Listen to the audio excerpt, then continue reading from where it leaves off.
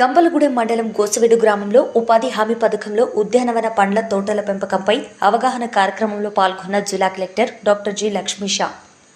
ఎన్టీఆర్ జిల్లాలో రైతులకు పథకాన్ని వివరించే క్రమంలో అధికారులందరూ కృషి చేయాలి. జిల్లాలో ఎవరైనా వేషాలేసినా అలసత్వం వహించినా తాటతీస్తా. Collector doctor Lakshmisha. తిరువురు డివిజన్లో ప్రతి ఒక్కరికి అవగాహన కల్పించే బాధ్యత ఆర్డీఓ తీసుకోవాలి. స్టాఫ్కు ర్యాండమ్గా టార్గెట్ ఇవ్వాలి. ఉపాధి హామీ పథకంలో ఉద్యానవన పంటల గురించి గ్రామంలో పర్యటించి రైతులను అడుగుతాను. రైతులు మాకు చెప్పలేదని సిబ్బంది నిర్లక్ష్యం వహించారని చెప్తే మాత్రం FATAలను సస్పెండ్ చేస్తానని తమాషా కాదన్నారు.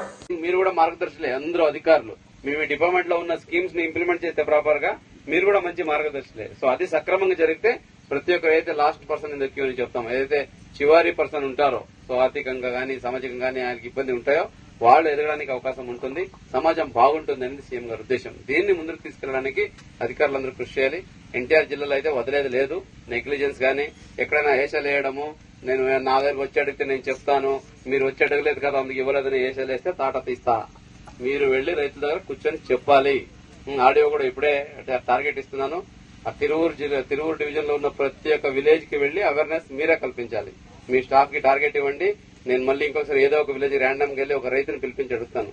ఉపాధి హామీ గురించి, వస్తున్న ఉద్యాన పంటల గురించి ఏమేమి తెలుసు చెప్పండి అంటే, ఆయన నాకు తెలియదంటే అక్కడ ఉన్న ఫీల్డ్ అసిస్టెంట్, అక్కడ ఉన్న టెక్నికల్ అసిస్టెంట్, అక్కడ ఉన్న ప్లాంటేషన్ మేనేజర్ సస్పెండ్ చేస్తా. ఓకే, తమాషా కాదు. మనం అందరూ ఒక యజ్ఞం చేస్తున్నాం. సమాజాన్ని ఇంప్రూవ్ చేయాలి, పేదరికాన్ని నిర్మూలించాలని పగలు రాత్రి సీఎం గారు అయితేనేంటి, ప్రభుత్వం అయితేనేంటి, మినిస్టర్ అయితేనేంటి, అధికారులందరూ మనం యజ్ఞం చేస్తున్నాం. ఈ యజ్ఞానికి ఎవరైనా భంగం కల్పించాలని ఆలోచించినా కూడా జాగ్రత్త, ఖబర్దార్. ప్రతి ఒక్కరికి రైతే ముందు మనకి ఇంపార్టెంట్. రైతుకు కావాల్సిన అన్ని రకాల సదుపాయాలు, ఆయనకు కావాల్సిన అవసరాలు, ఆయనకు కావాల్సిన ఇన్ఫర్మేషన్ ఇచ్చి ఆయన ముందుకు తీసుకెళ్లే బాధ్యత మన అందరి మీద ఉంది. దీనికి అందరూ సహకరించాలి. అలాగే